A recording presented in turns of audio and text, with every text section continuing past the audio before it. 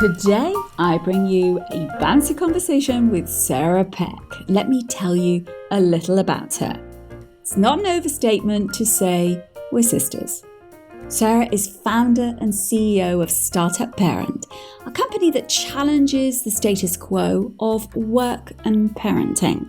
She's a no-nonsense truth teller who isn't afraid to rip apart outdated ideas about what it means to raise kids while building a career. Do you see why we're sisters? With a background in architecture and communications, she blends sharp thinking with deep empathy, creating a space where ambitious parents can thrive without sacrificing their sanity. Here we are in conversation. What's your status around pushing a baby out of your body or adoption? By the way, I'm adopted. Oh, that's amazing. I have two children, 2 pregnancies, 2 children, and they both cooked up to be really ginormous babies and took a whole lot of pushing to get them out. So much pushing. Oh dear. So much labor. My vagina is wincing. That's true. So afterwards, I did get in front of our big giant mirror and I bent over because I wanted to see just what had happened. I may be a bit of a masochist. And I was like, my vagina is huge. How does it ever go back? Like what? And then believe it or not, down the line, it does start to shrink. And my husband watched both deliveries and he was like, you think that's burned into your eyes? I watched both of our kids being born. And I was like, well, I pushed them out. Yeah, did it affect things? I mean, what do I mean by things like washing up? Do I mean hoovering? I mean, no. Did it affect, your relationship? Him witnessing that? Okay, so I love this question and I love talking about it because I want to set some baselines and some norms. So the first baby, I had an epidural during delivery because it was like 30 hours of labor. And then I was just so exhausted and I cried. And I was like, I want an epidural. And my husband was like, get one. Like, you do you. You never said you didn't want one. You said you wanted to try to not have one. You've tried. I said, I has tried. Like I've done it. So when he came out, it really smashed things up. I had a hard time peeing. Not in a traditional way. Some people have they have prolapse or they have leakage. So they'll laugh, they'll sneeze, and they'll pee. That's normal in like 30 or 40% of women after childbirth. And even after C-sections. And this is the thing that I think is really important to notice because you are carrying around 20, 30, 40 pounds of weight that's pressing down in your pelvic floor. It's not like you didn't do those 9 months, 10 months of work. You still can have muscular changes in the fabric of your pelvic floor. And for me, it just felt like you're going to wince, but it felt like somebody just smashed my clitoris and my urethra up against the bones. And so I had a really hard time starting to pee, which is not typical, I think, for most people they pee too easily. And I just really had a hard time starting to pee. So it would take a long time on the toilet. And it took about 6 months to reconcile. And what I ended up doing, they have this little tub that you can use. It's called a sitz bath. And I ended up taking these really hot baths with tea leaves and just using hot water as hot water therapy. And then I would get it as hot as I could stand. And then I would sit my bottom in it and just let it all kind of bring a lot of blood flow to the area and surrender. Yeah, it did. Eventually, I don't remember the exact moment. I saw a pelvic floor specialist. And she taught me a little bit about like where my muscles were tight and where they were in need of some strengthening. I had some like soreness and like actually my butt tissue, she was like, hips are weak here. And it was really helpful. And then let's talk about, maybe you're going to ask about this. Let's also talk about sex. Yes, I knew you'd go on. Yep, I knew she's on a roll. She's going to go sex now. So we have such a lovely relationship, my partner and I, and I don't know if people know this, if you haven't given birth, but you bleed heavily for 6 weeks because the placenta inside of your uterus, you birth the baby, but you also birth the placenta. So awesome fact about women, we grow an entirely new organ in addition to growing a baby. And that organ is responsible not just for helping the baby to thrive, but it also takes over our hormonal system starting from 24 weeks to 40 weeks. So our body changes and shifts. After we deliver the baby, then the placenta basically rips off of the side of your uterus and you birth that as well. It's called the afterbirth. And so you deliver this massive, gorgeous, liver-looking like thing. It's like this pulsating blood. If you ever looked at one, it looks like a tree. It's got all these veins. I have a picture of mine. Mine was the size of a dinner plate. It was amazing. But imagine ripping something the size of your forearm off of your body. You have a wound that's 3 inches by 12 inches that you have to heal. Your entire birth canal has to heal. You have whatever it is that you've got ripped up or stitched up or just stretched out, all has to heal. So like, do you want to have sex after a car accident? I don't know. Maybe you're actually like, I'm good with a hot bath. So it's always so fascinating that people are like, well, it's been 6 weeks. Aren't you ready? And you're like, no, actually, I am not. Also, there's all these hormonal shifts, so you get super, super dry. So one of the problems I had is even when I wanted to have sex again, it was very, very painful because I had no lubrication of my own. Everything that my body was doing was like milk was coming out of my boobs, sweat was coming out of my armpits, my hair was falling off my head. Like it's just all this stuff was happening. And my body was like, we don't have any extra bandwidth to pay attention to anything else right now. But you can get these things called Replens, is the brand name in the United States. But it's a vaginal moisturizer. You can get estrogen creams. You can also use slippery stuff is something one of my gynecologists recommended to me because you got to help yourself out.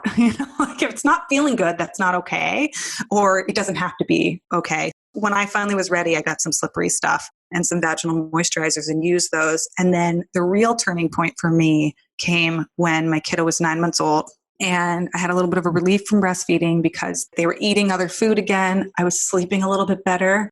I felt better about myself and my body. I finally felt like, I remember I tried to do a dance move and I was dancing along to this thing and I was bouncing everywhere. Like my boobs are like flopping up and down into my armpits and my hips are jiggling and my belly was jiggling. I was like, I don't even know who I am. like just reacquainting with yourself can take a minute. And I think it's totally normal for it to take 6, 9, or 12 months. And if you are ready and you want to have sex the day after you give birth or 2 weeks after birth, that's also totally normal and fine as well, right? The range of experiences, there isn't a right or a wrong. That 6-week check mark is so arbitrary.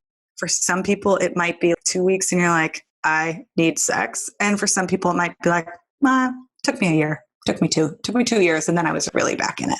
I may warn people that this is the contraceptive episode. This is the one where if you want to just, you're feeling broody, come listen to Sarah. Talking of genitalia, I do have a question for you, not about your own architecture really, but what possessed you to swim totally naked? Where is this question going? Really, what possessed you to swim totally naked on is it the Escape from Alcatraz swim for charity? Please explain. I mean, what kind of wild woman are you? I got distracted because I was like, where is this question going? Because I remember when I have 2 males, 2 little boys. As far as gender expression and identity go, it still remains to be seen. But my older one has peered at me a couple of times and said, so, Mommy, where is your penis? Because everyone else in the family has penises and I don't. And he's like, but where is all that? And I'm like, sweetie, I don't have that.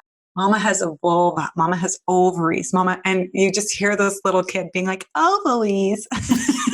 Yes. So amazing. And when he found out I had a period, he was also very surprised. He was like, but you're bleeding. When does it stop? How long do you bleed? Are you going to be okay? Where is the blood? There were a lot of concerned questions about it, which I thought was really actually quite lovely because we don't often talk that openly about periods. They're always so hush-hush and shamed. And he was just like, but Mama, you're bleeding. What's happening? Yeah, we're very open in our family about periods, really open. And so the kids see lifeblood. Yeah, it is. Yeah. So go on, stop avoiding it. So Alcatraz, what possessed me? I was just a little brazen. I was like, I got to do this at some point. Well, I'd been wanting to do this crazy swim and I didn't really have a reason to do it.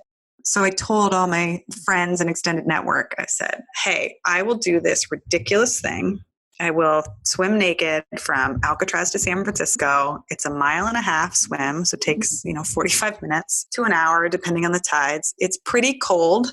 57 degrees to 59 degrees Fahrenheit. I don't know what that is in Celsius. I should look it up. And there are sharks. Yeah, apart from anything else, there's sharks, Sarah. And there are sharks. So that was hard. What possessed me, I guess I was like, I didn't really know whether or not my friends would contribute enough money. I said, you have to raise $29,000 or more. So there's a little bit of a dare going on, but they did. They poured forth. They said they would. And so I had to do the swim. And then you were locked in. You had to. Yeah. So you mentioned the word brazen. Yeah. Yeah, it's a really beautiful word. It's one of my favorite words, actually, because people say to me about things like, how do you get to be so big? And I don't mean physically, but like making big, bold moves in life and starting things and, like being big. And I did a whole keynote on it's not big, it's brazen, how to move from big to brazen. Because I think sitting in brazen is something really precious, something really magical. When we can connect with our brazen capacities, oh my gosh, then we can do things way out of our comfort zone. But like really, it's another notch, isn't it? It's another level. Big's big. I mean, that's pretty damn awesome. But actually brazen, wow. And I wonder what you've got in your life right now that you're doing that is brazen or you're plotting in your mind. What a cool question. It's interesting. My mind goes to a couple of different places. Like part of it is that we live very deliberately according to our values. And actually to us, this might not seem that big, right? But to us, it is. It's really meaningful. We consciously choose to live in a pretty small home with only as much as we need. Like we're never aspiring to something massive because we care so much about time freedom and community and other metrics of success. Yes. Like we haven't put money or material things at the forefront. I don't wake up in the morning at 4:30 thinking, and today's the day that we're going to cross the threshold and become multimillionaires. So what? No one cares. And not even myself. It doesn't drive me. It's a false metric for success. Nobody's going to write on my epitaph, she had more money than you and she answered all her emails. Like, barf. That's not my goal. What you're talking about is pretty brazen, isn't it? To strip back because we've layered up those metrics of success to be so complicated and so driven and so really very fucking boring, actually, that you stripping them away and saying, we're going to live to our values. Now we're going to get clear what those values are and we're going to live so simply to them. We're going to not being a hostage to other people's metrics is really brazen, really bold. It's all made up, right? It's all arbitrary, but we end up looking around like we're not taught to trust ourselves or to ask ourselves, what do I really want? What do I want?